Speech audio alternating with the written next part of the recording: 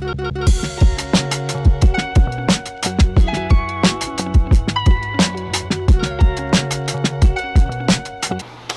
my STEEZ going on. Yes, Lord. I'll bring you round 17 review, man. Game 1 of the round.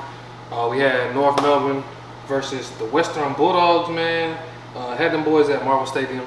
Coming into this game, I definitely expected this to be quite an ass whooping, man. I thought that North, coming off a pretty rough week last week, to say the least, man, didn't actually play great, obviously, and just considering how the Bulldogs have been playing and the effort that they give every week, definitely was expecting this to be quite the ass whooping. Although the end score might reflect that, 134 to 85.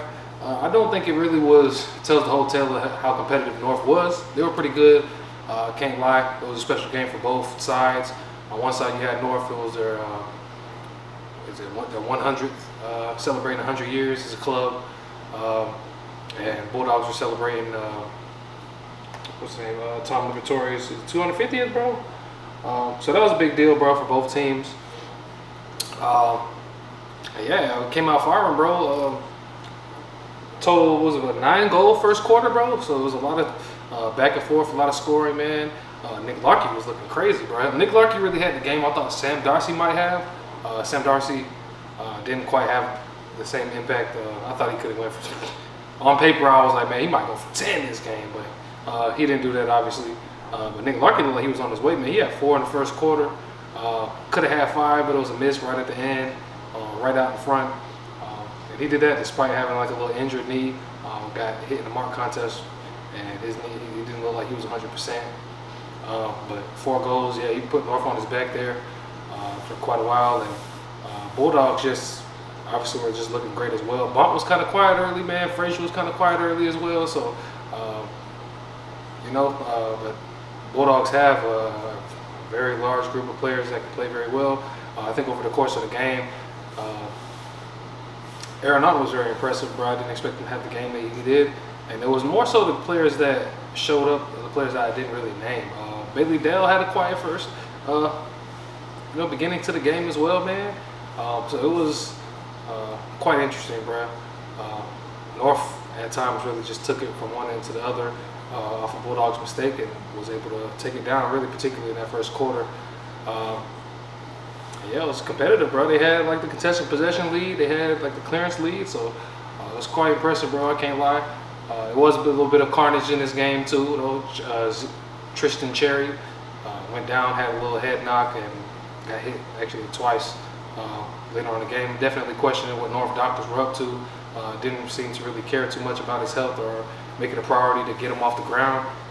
When he was having the issues going on, he looked a little bit stunned a little bit as well. Luke Davies-Uniacke was injured quite early as well. Ed Richards had a little bit of maybe was it a shoulder, collarbone injury like he had, but he got back on the ground. Davies-Uniacke was subbed out, and even though he was, North still put up a great fight, bro. I can't lie. So I was very impressed with them. Dennis Pagan seemed to have some type of motivational speech for them in the beginning of the game. So obviously he referenced the Hawthorn game and was saying that there was a lot of unacceptable behaviors and habits that happened in that game, and he was definitely looking forward to a much more heightened sense of urgency this game, and North definitely brought that.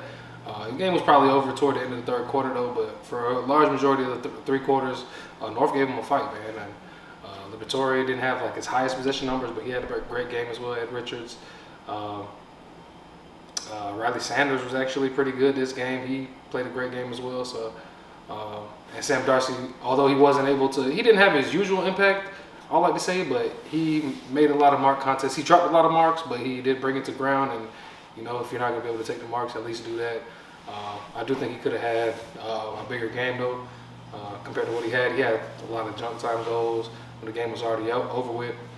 But yeah, Mont ended up toward the end of the game having some big tackles, so his effort was definitely not gone unnoticed, but not quite up to his standard, I think. But yeah, it was a pretty good game, bro. It's definitely more than I could expect. Really, in the fourth quarter, it was really just an asshole by the end of the game, and that's why the score is showing the way that it is. I'm sure I had some more to say about this game. Kobe McCutcheon had a great game.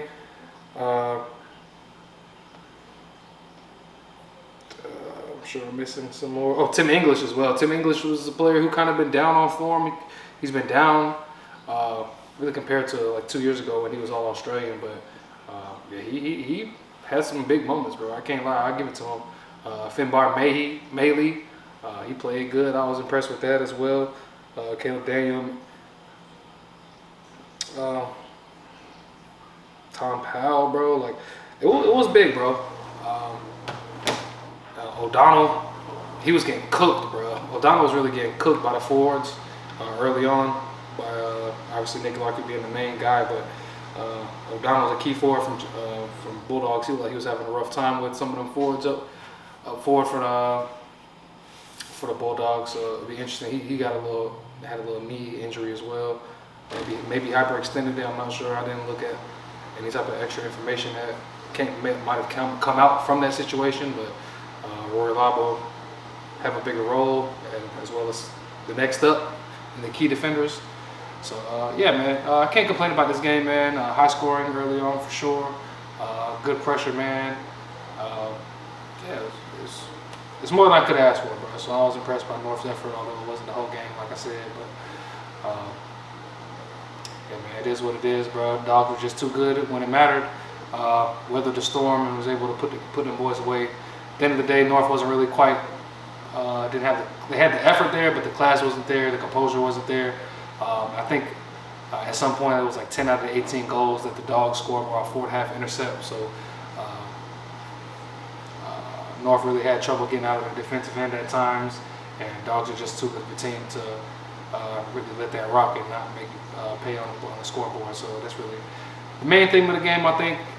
And Liberatore got it done in his milestone game, so congrats to him. Congrats to North as a club for being able to have a relatively successful club. You know, they've been down for the last couple of years, but they had their great years as well. So congrats to them for reaching a milestone. And yeah, it was a game that didn't disappoint. So that's pretty much what I got for that game, man. Like, comment, subscribe, all the YouTube shit, man. We got 2 games coming up: Carlton, Collingwood, GWS, West Coast, man.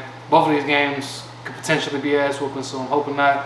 You know, I had the expectation for this first game, so hopefully we just buck the trend here, man. So yes, Lord, that's what I got for y'all. Appreciate y'all.